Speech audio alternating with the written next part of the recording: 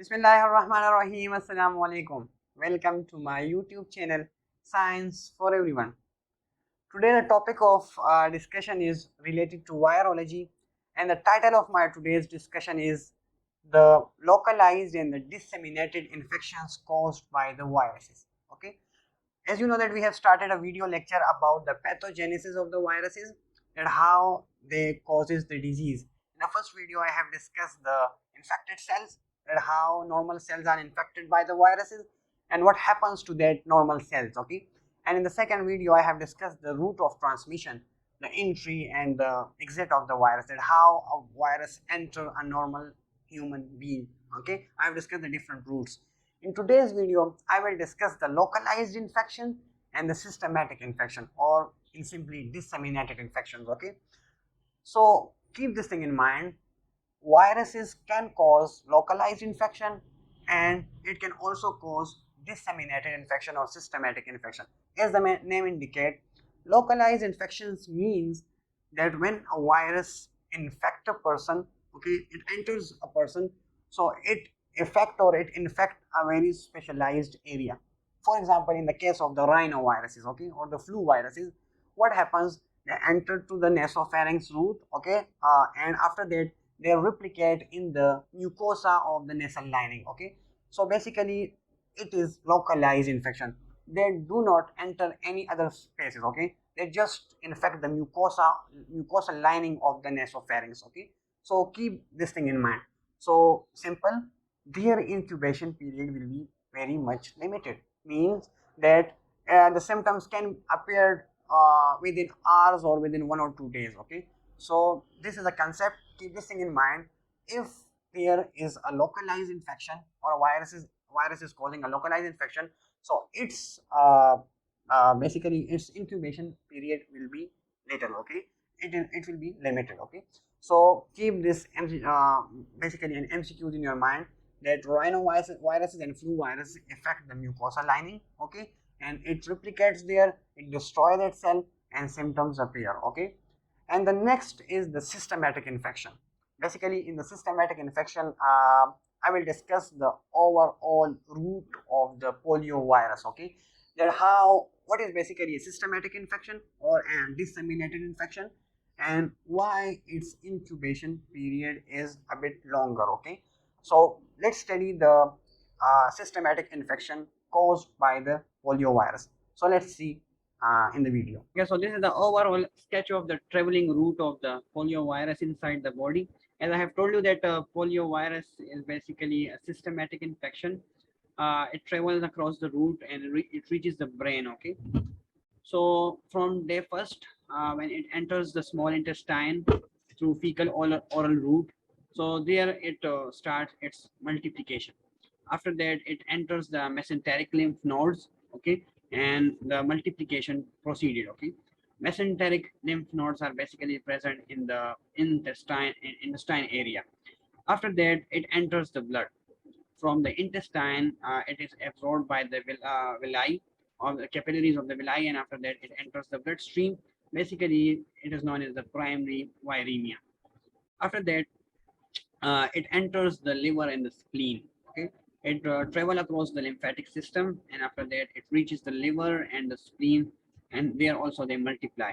But now they have not reached its proper destination. After that, secondary viremia occurs, and it again enters the bloodstream after the liver and the spleen, and then through that bloodstream they enters the central nervous system. Here in initial antibody appearance also, there is at this stage there is antibody formation against the polio virus. When it enters the central nervous system, so then they start multiplication inside the neurons. And as I have told you that in case of the polio virus, they capture the macromolecular machinery, the protein synthesis machinery, and they stops the protein synthesis.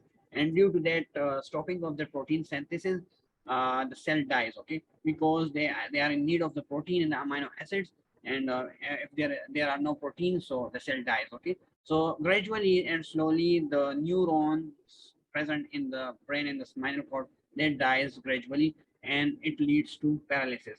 After that, again our immune system is acting against it, and they are manufacturing antibodies.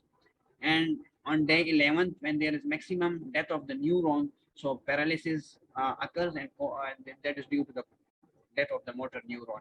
And after that, again, it can be excreted in the feces, because the polio virus remains a specific sum of the polio virus remains in the intestine, and they can enter the large intestine. After that, they can be ejected through feces.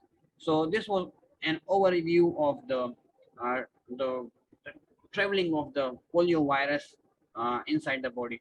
So it is a systematic infection. So just look here, its incubation period is also a bit longer. Okay, it takes about 7 days to 9 days, or 2 weeks, that the symptoms appear. Okay, so its incubation period increases. So this was all about the traveling route of the polio virus.